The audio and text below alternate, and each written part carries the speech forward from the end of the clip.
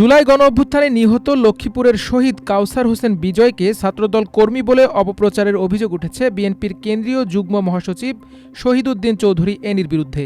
এ ঘটনায় নিন্দা জানিয়ে শনিবার সামাজিক যোগাযোগ মাধ্যম ফেসবুকে পোস্ট করেন শহীদ কাউসারের ভাই কাদি আমিন বিপুল।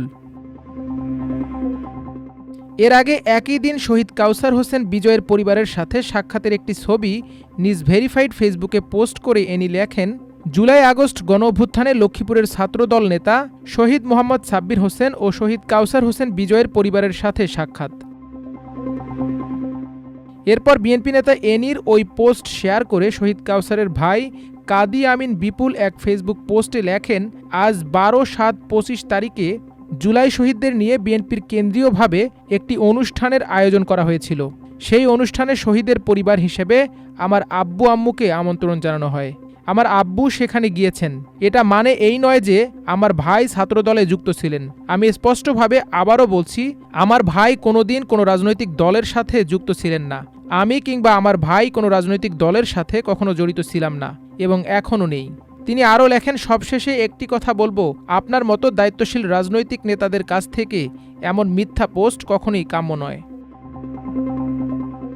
পরে বিষয়টি নিয়ে সামাজিক মাধ্যমে ব্যাপক সমালোচনার সৃষ্টি হয়। মোহাম্মদ শাকিল আলম নামের একজন লেখেন, আমাদের সহপাঠী কাউসার একজন মেধাবী সাধারণ শিক্ষার্থী। রাজনৈতিক ছাত্র সংগঠন তো দূরের কথা, কখনো কোনো দলের প্রতি ওর আগ্রহ ছিল না। তার ছিল মাতৃভূমি এবং মা মাটি মানুষের প্রতি ভালোবাসা, বিবেক, ব্যক্তিত্ব, প্রচণ্ড আত্মসম্মান। তাকে নিয়ে নোংরা রাজনীতি বন্ধ করেন। মোহাম্মদ আলামিন হোসেন সাকিব নামের অপর একজন লেখেন, আমি অত্যন্ত ব্যথিত এবং বিস্মিত। বিএনপি যেভাবে একজন মৃত ব্যক্তিকে ঘিরে রাজনৈতিক ফায়দা লুটতে চাইছে তা অত্যন্ত লজ্জাজনক ও অনৈতিক।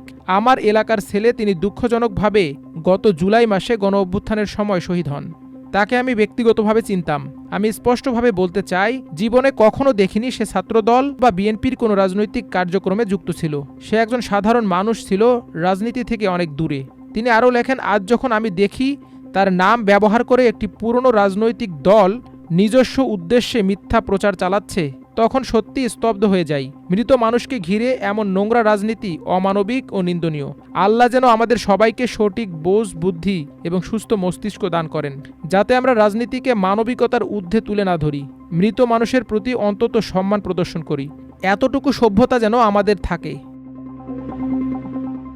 এদিকে পূর্বের ফেসবুক পোস্টটি সরিয়ে রোববার আরেকটি পোস্ট করেন শহীদ কাউসারের ভাই কাদি আমিন বিপুল। সেখানে তিনি লেখেন, আমি গতকাল একটি পোস্ট করেছিলাম যেখানে বলেছিলাম আমার ভাই শহীদ কাউসার হোসেন বিজয় কোনো রাজনৈতিক দলের সাথে জড়িত ছিলেন না।